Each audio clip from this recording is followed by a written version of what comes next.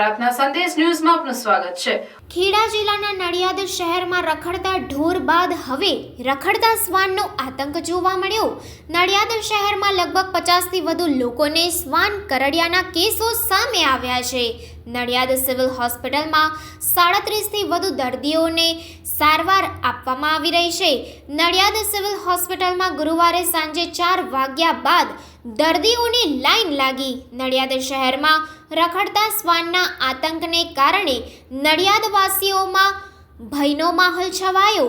શહેરના શારદા મંદિર રોડ, ઝલક ring road, શાક market, Santram road, VKV road, વાણિયાવાડ વિસ્તાર, કિડની હોસ્પિટલ વિસ્તારમાં શ્વાન કરડ્યા હોવાનો મામલો સામે આવ્યો છે। રિપોર્ટર પ્રતીક ભટ્ટ, પ્રાર્થના સંદેશ ન્યૂઝ, નડિયાદ। જી બેન, આપનું નામ અને ક્યાં રહેવાનું? જય સોમનાથ। મારું નામ ઈલાબેન મહેશભાઈ પ્રજાપતિ છે। હું નડિયાદમાં રહું છું, અમરદીપ સોસાયટીમાં। બેન, શું આપની સાથે શું ઘટના બની? અમે શાકભાજી લઈને મોટી માર્કેટમાંથી નીકળતા હતા, ત્યાં આગળ કૂતરું આવ્યું અને પહેલાં મારા મિસ્ટરને કરડ્યું પગે, પછી એમનો પગ છોડતો જ નહોતો। બધા આવીને લાકડીથી માર્યું, પછી એમનું છોડીને સીધું હું પાછળ બેઠી હતી તો મારા પગે બચકું ભર્યું। એમને તો બહુ જ બચકું ભર્યું છે, એમને ટાંકા આવ્યા છે, 4 થી 5 ટાંકા આવ્યા છે। તમારું આખું નામ? મહેશભાઈ ગોવિંદભાઈ પ્રજાપતિ। મહેશભાઈ, શું ઘટના બની તમારી સાથે? મોટી શાક માર્કેટમાં અમે શાક લેવા માટે ગયા હતા, હું અને મારા વાઈફ બંને, અને શાક લઈને બહાર નીકળતા હતા, સામેથી કૂતરું આવ્યું અને મને બચકું ભરી લીધું પગે, અને ઘણા લોકોએ થઈને છોડાયું પણ છોડતું નહોતું, અને છોડ્યા પછીથી મેં મારા વાઈફને બચકું ભર્યું। અત્યારે હું સિવિલમાં બાઇક ચલાવીને પાછો અહીંયા સિવિલમાં આવ્યો છું।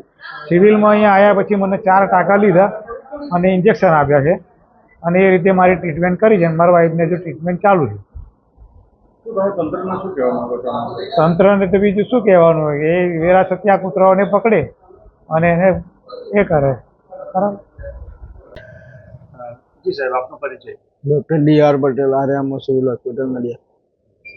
પટેલ સાહેબ, આજે ઘણા પેશન્ટ આવ્યા ડોગ બાઇટના, કેટલા પેશન્ટ આવ્યા અને તે રીતે એમને ટ્રીટમેન્ટ કરાવી? 36 જેટલા પેશન્ટ આવે છે ડોગ બાઇટના। નડિયાદના જુદા જુદા વિસ્તારમાંથી આવે છે।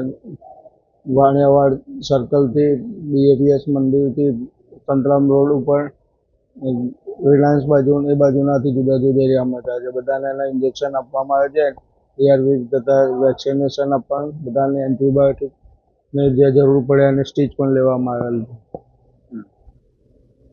કેવા પ્રકારના પેશન્ટ આવ્યા હતા અને શું ટ્રીટમેન્ટ કરવામાં આવી હતી? કોઈ મેજર ટ્રીટમેન્ટ કરવામાં આવ્યું? એવું કોઈ વધારે સિરિયસ વાળું નથી, પણ બધાને કોઈને જેને જરૂર પડી એને ટાંકા લેવામાં આવ્યા છે, એન્ટીબાયોટિક આપવામાં આવી છે, ઇન્જેક્શન ARV તથા ઇન્જેક્શન ઇમ્યુનોગ્લોબિન પણ આપવામાં આવ્યા છે। ડૉક્ટર સાહેબ, જો હજુ વધારે પેશન્ટ આવે તો કયા પ્રકારની હોસ્પિટલમાં પેશન્ટ આવે તો હોસ્પિટલમાં બધા માટે ઇન્જેક્શન, એન્ટી રેબિઝ વેક્સિન તથા મેડિસિન પૂરતા પ્રમાણમાં છે। પ્રાર્થના સંદેશ ન્યૂઝની તમામ લેટેસ્ટ અપડેટ્સ માટે ચેનલને હમણાં જ લાઇક, શેર અને સબસ્ક્રાઇબ કરો।